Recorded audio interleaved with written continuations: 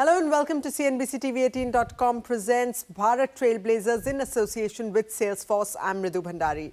This is our special conversation series where we highlight some of India's most innovative micro, small and medium enterprises that are leveraging emerging technologies in pursuit of excellence. Now, the real estate sector in India has traditionally been unorganized, fragmented and far removed from digitalization of processes and operations. But post the COVID-19 pandemic, a lot has changed, from exciting offers by PropTech startups to exploring sample flats of legacy builders through virtual reality. Consumers are being attracted using different propositions. To tell us about all of this and more, I'm joined today by Jayesh Rathod, the Director of Guardian's Real Estate Advisory in our Mumbai studios. Welcome, Jayesh. Thank you so much for joining us here today. Thank you.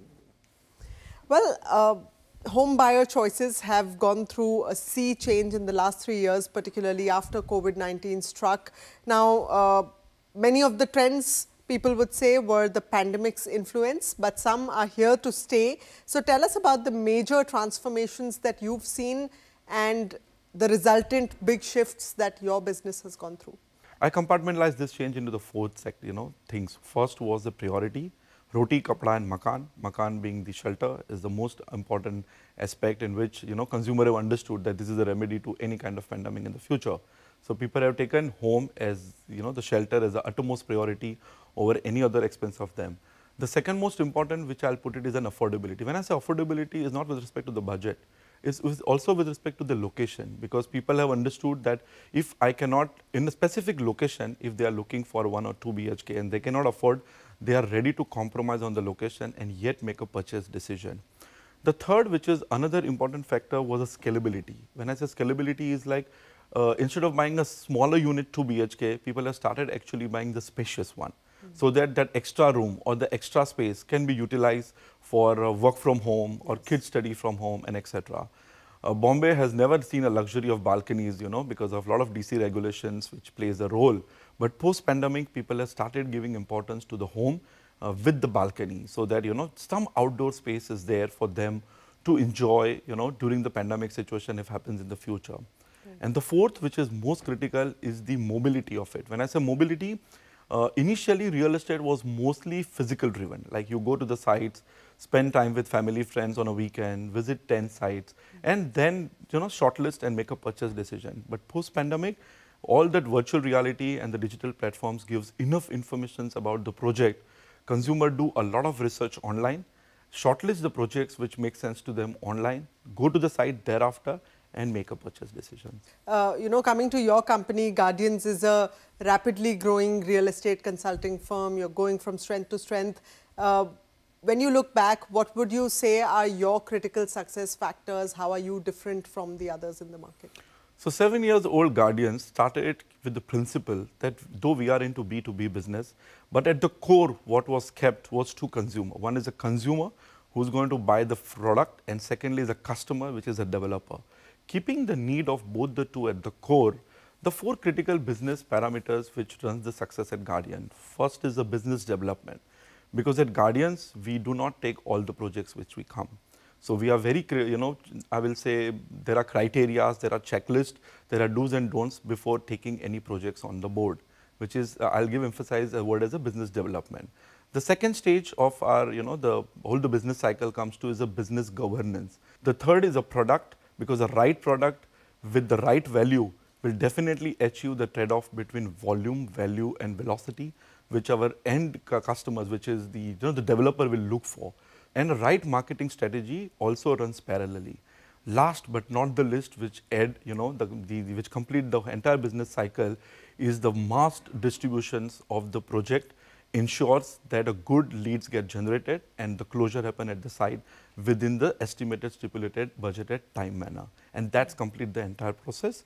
Having said that, the most critical aspect of this 4 business process, which I said, is the 4 business partner.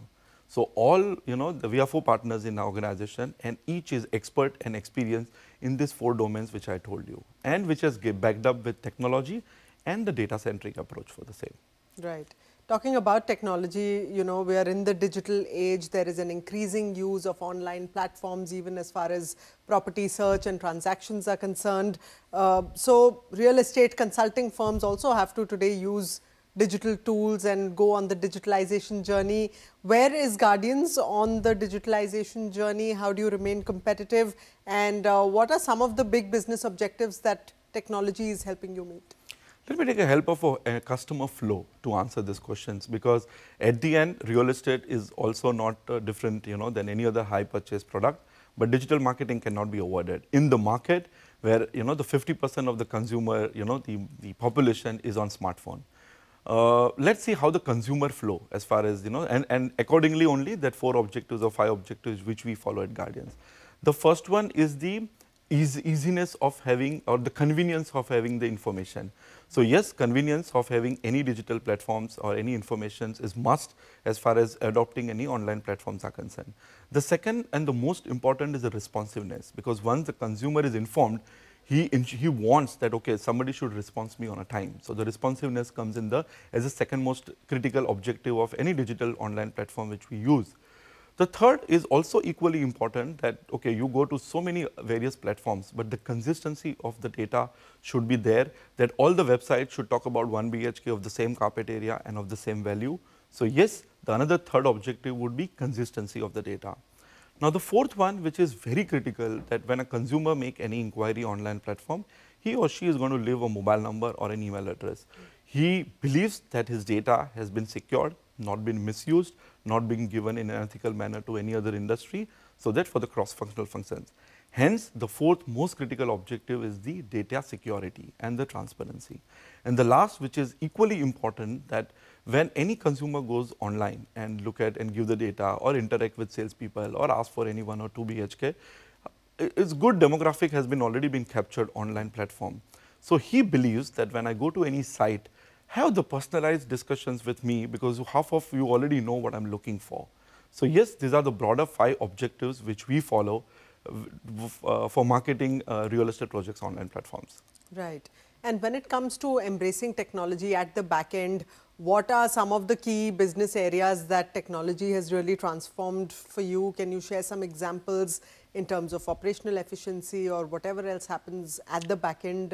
Now, any such technical implementation happen in any organization, and so do in real estate. The first one is the single point of entry of the data, because once entered, your name, number and mobile is given, nobody should ask you once again. That has been already captured in the system.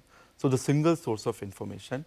The second, which is equally important, is the seamless flow of information from one department to the other and thereafter. For an example, you make an inquiry online, the pre-sales executive will ask you, will know your details, will capture your requirement on the system. The same flows to the salespeople at the site. They already know your name, your requirement, etc. So that they will start the discussion thereafter. The reminders, the follow-up calls, etc. also been done through the systems only. And once you do the booking, the entire details of yours, along with your demographic, KYC, etc., with the booking detail, get transformed to the booking department, which is a CRM, for raising the required bills to it. So that seamless, the flow of information from one department to the other.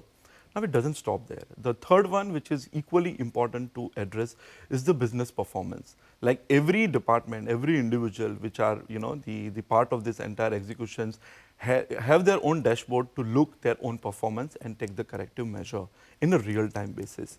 And the fourth, which is equally important, is the business intelligence. No data, unless it has been given an intelligent, the trend or the certain specific pattern of which consumers are making more inquiry or booking or a revisit, which demographic is actually showing interest in purchasing this decision.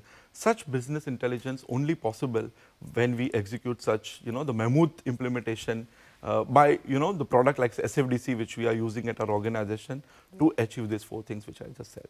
Right. Okay. So you spoke a little bit about data silos and breaking those and having seamless flow of information, which is great. But I also want to know a little bit about your sales cycle and how that has changed using technology. How are you enabling your agents with digital tools?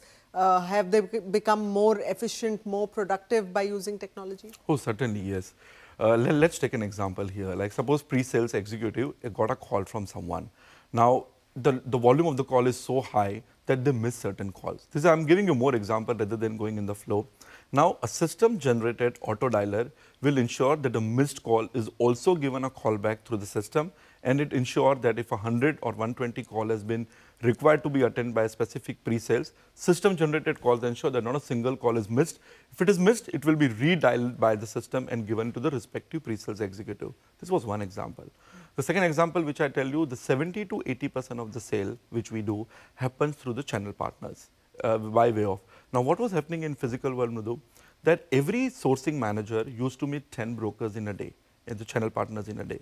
Now, that was a mammoth time consuming, it's a physical exertion. What we understood that there is a need of using any technical platform whereby all the channel partner has been registered on board in the system, and on a click of a button, they can actually ensure that a specific project which is going to launch with the RERA registered will be get informed to the broker, and the interested brokers will revert back to you that yes, I am definitely looking to work for this project. It didn't stop there. Now, the same broker also share their lead of the consumer using this technical platform in a real-time basis and tell that, okay, I'm going to make a specific 10 consumer site visit on a coming Saturday. So, book my slots accordingly. Any efficiency of any implementation of the technology is lying in the how much turnover you achieved it with the less of team member. Now, I definitely like to share that 11,500 crores which we achieved as a last year turnover is around 35% more than the previous before, with a marginal increase in the team member and achieving the 50 lakh square feet as a square feet which we sold, and around 6,000 homes which we have sold last year. That mammoth transformation or the metrics which you as you referred is only possible with the tool like SFDC on the board not only, but an implementation partner like EY also plays an important role which ensure that the right business requirement has been mapped into the system of implementation. Very interesting. Now, transparent and real-time view of business performance is really essential to ensure governance, to ensure efficiency, to ensure high productivity of employees. Now, could you tell us how you are enabling this end-to-end visibility across your tech stack, and how are you leveraging data visualization for better decision-making as a C-suite leader? I must say that after taking 1,000 plus sales SFDC licenses would have been meaningless if a good dashboard is not given to take a good business decision across the function.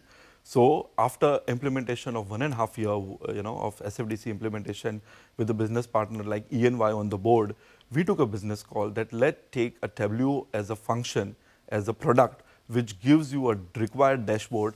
All the data, trend, analysis and patterns is visualized by every department, say whether it is pre-sales, home loan, closure, sourcing manager, marketing department, CRM department, billing department. So, we implemented Tableau with 106 license, and all our seniors across the hierarchy, whether it is management, we as a management, or CSO, the business head, the zonal head, site head, and to a junior executive at the site, can view the required data in the required dashboard format to make the day-to-day business calls. Right. Wonderful to hear that. Well, finally, Jayesh, as a trailblazer, what is your advice to other companies in your space that are still on the fence about deploying automation or embracing emerging technologies, or really looking at this as more of a cost rather than an investment for the future? What's your advice to them? Okay, I must say that first, whether business is of small nature or the large scale, one has to have a vision for it. When I say vision, one should know where you are today and where you want to be tomorrow. In technical terms, we call it business blueprint. One should know that, okay, these are my strengths and these are my weaknesses. Most of the times I have observed that any firms usually concentrate on the areas of improvement. I must say the technology helps you to leverage your strength. So, not only concentrate on your weaknesses or your opportunity for improvement, but do concentrate on your strength as well to define that vision. Now, after defining the vision, it doesn't stop there, because a cultural change is must. Now, the team is so used to using the Excel sheet because it's an easiness and the tool which they use over more than 10, 20 years of their experience. But any implementation of this kind of will require a cultural change right from the top. Like we as a management also view our all business reviews with the subordinates on the dashboard, and so do they have to do with their team members. So, the cultural change is must. The third, which is equally important for making such change, is a patience. because one, such like after implementing say 50 sites over a period of 1.5 years, it required patience to see the fruits coming once you will start observing the business performance and the intelligence. Right, and you've summed that up really well. Jayesh, thank you so much for joining us here today. It's been a pleasure talking to you. Thank you, Raghu.